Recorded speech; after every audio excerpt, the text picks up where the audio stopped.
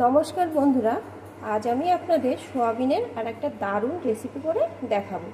তার জন্য আমি এখানে কিছুটা পরিমাণ সোয়াবিনকে আগে থাকতে জলে ভিজিয়ে রেখেছি। এখানে আমি 30 মিনিট আগে জলে ভিজিয়ে রেখেছি। এখন এই সোয়াবিনগুলো জল থেকে চিপে নেব, তারপরে একটা মিক্সিং জারে দিয়ে পেস্ট করে নেব।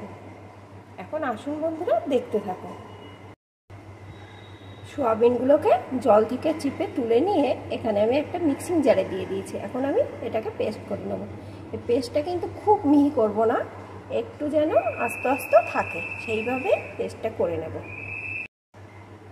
সোয়াবিনের পেস্টটি করে আমি একটা পাত্রে ঢেলে নিয়েছি। দেখুন বন্ধুরা, পেস্টটা কিন্তু একদম মিহি করিনি, একটু আস্তে আস্তে আছে।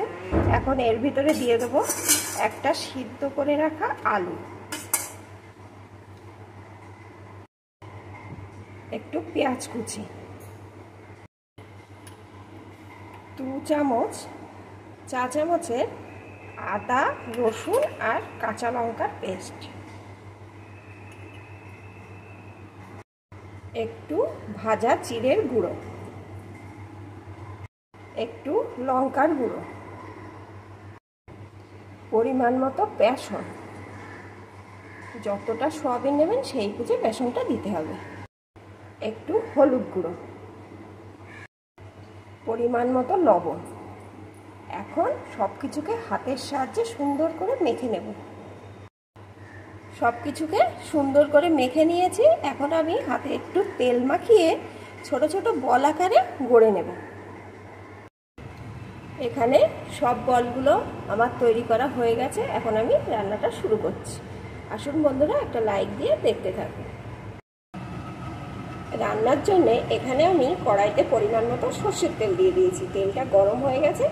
এখন আমি যে বলগুলোকে তৈরি করে রেখেছিলাম সেই বলগুলোকে একে একে দিয়ে ভেজে নেব। বলগুলোকে দিয়ে অল্প আঁচে আস্তে আস্তে করে সুন্দর করে ভেজে নেব। অল্প আছে লাল লাল করে এগুলো আমার ভাজা হয়ে গেছে। এগুলো এখন তুলে নেব, আর তুলে নিয়ে বাকিগুলোকেও ভেজে নেব। দেখুন বন্ধুরা, ভাজার পরে কত সুন্দর হয়েছে। এখনই অত সুন্দর লাগছে, আর রান্না করার পরে কতটা সুন্দর হয় সে আপনারা দেখেই বুঝতে পারবেন। এখন এগুলোকে তুলে নেব, তুলে নিয়ে বাকিগুলোকে ভেজে নেব একইভাবে। সবগুলো বল আমার ভেজে তুলে নেওয়া হয়ে গেছে। এখন ওই তেলেরই ভিতরে আমি দিয়ে দেবো 2টো শুকনো লঙ্কা, একটা তেজপাতা, একটু গোটা জিরে। ফোড়নগুলোকে একটু লাল লাল করে ভেজে নেব।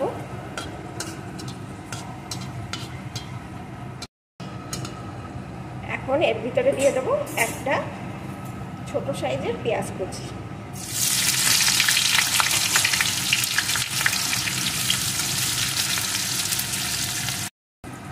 পেঁয়াজ কুচিটা একটু ভেজে নিয়ে এর ভিতরে দিয়ে দেবো 1 চামচ আদা রসুন আর কাঁচা লঙ্কার পেস্ট।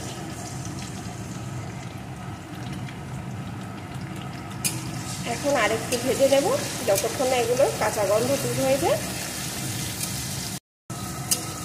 ভালো করে ভেজে নিয়ে এর ভিতরে দিয়ে দেবো আমি 2 চা চামচের জিরে বাটা, সাথেই দিয়ে দেবো একটু লাল লঙ্কার গুঁড়ো,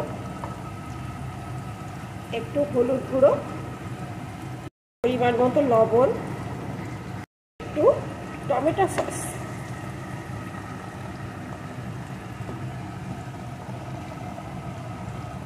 এখন সমস্ত মশলাটা সুন্দর করে কষিয়ে নেব। সব মশলা সুন্দর করে আমার এখানে কষিয়ে নেওয়া হয়ে গেছে। এখন আমি এর ভিতরে দিয়ে দেবো পরিমাণ মতো জল।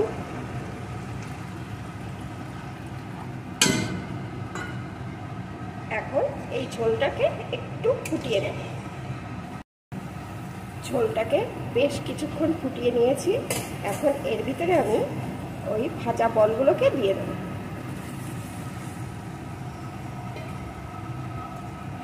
এখন আরও 5 মিনিট ভালো করে ফুটিয়ে নেব। 5 মিনিট ভালো করে আমি ফুটিয়ে নিয়েছি। এখন এর উপর দিয়ে দেবো একটু গরম মশলার গুঁড়ো, আর দিয়ে দেবো একটু ঘি।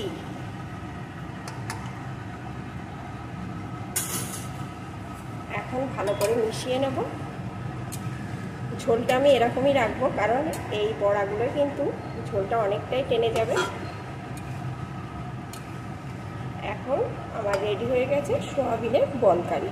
বন্ধুরা, আপনারা যারা সয়াবিন খেতে পছন্দ করেন না, তারা এইভাবে একবার খেয়ে দেখবেন, তখন বারবার খেতে মন চাইবে। এখন এটা আমার হয়ে গেছে, এটাকে একটা পাত্রে নামিয়ে নেব।